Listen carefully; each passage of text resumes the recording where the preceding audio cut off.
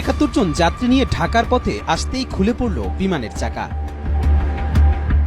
কক্সবাজার থেকে ঢাকায় রওনা দেয়া বাংলাদেশ বিমানের একটি ফ্লাইট আকাশে ওড়ার পর পেছনের একটি চাকা খুলে নিচে পড়ে যায়। BG 436 নাম্বার ফ্লাইটটি -8-400 মডেলের এবং এতে শিশুসহ মোট ৭১ জন যাত্রী ছিলেন।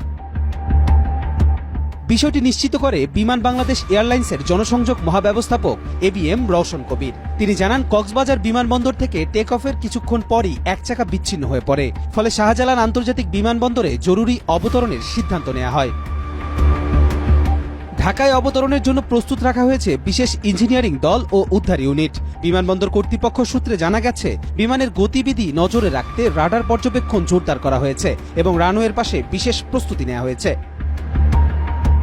বিমান প্রকৌশল বিশেষজ্ঞদের মতে, একাধিক চাকায় ভারসাম্য থাকায় এমন পরিস্থিতিতেও নিরাপদে অবতরণ সম্ভব। ফ্লাইটটি এখন ঢাকার আকাশে ঘুরছে এবং যে কোনো মুহূর্তে অবতরণ করতে পারে। ঘটনার পর যাত্রীদের নিরাপত্তা নিশ্চিতে সর্বোচ্চ সতর্কতা গ্রহণ করা হয়েছে। কবির চৌধুরী চয়, মাই টিভি, ঢাকা।